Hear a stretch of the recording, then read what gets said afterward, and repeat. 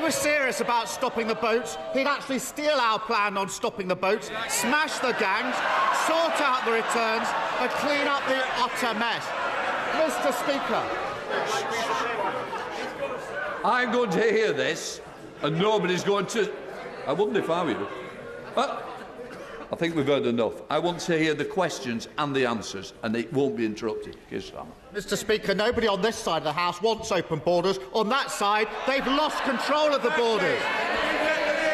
Now, he's promised the country that this bill will stop all small boat crossings. No ifs, no buts. Sounds like more talk. So, in the interest of adequate action, when will he achieve that? The number is 21. I thought it was a man of detail. 21 people out of the 18,000. And what happens to the rest? They sit in hotels and digs for months on end at the taxpayers' expense. Last year, he promised to end the hotel farce. That's the talk. But because of his mess, there are thousands of people who can't claim asylum and can't be returned. So where does he actually think they're going to end up? Mr. Speaker, he talks about the pressure on our asylum system. Right? We've actually got a clear plan to stop people coming here in the first place. Mr. Speaker, Labour have absolutely no plan on this issue because they simply don't want to tackle the problem. We introduced tougher sentences for people smugglers. They opposed it. We signed a deal with Rwanda. They opposed it.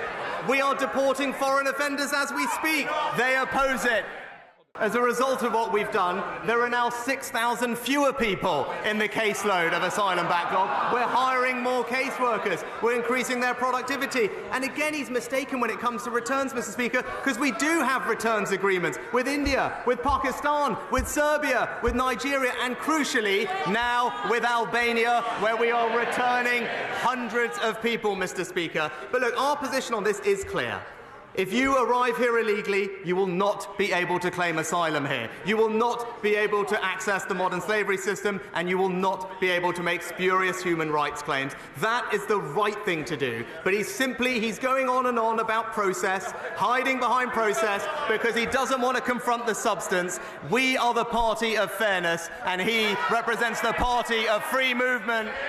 I'll take that as a yes from the Prime Minister, that women who are the victims of sex trafficking will not be protected under our modern slavery laws. What a complete and utter disgrace, Mr. Speaker. But whilst it may shock, it shouldn't necessarily surprise, because this is the Tory government that in recent months has spoken of invasions.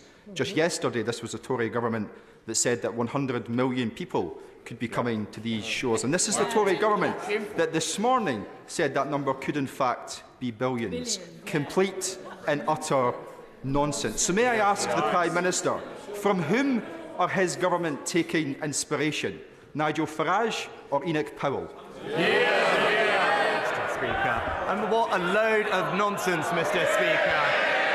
What a load of nonsense. No, in fact, the figure of 100 million, it doesn't come from the government. It comes from the United Nations, Mr. Speaker.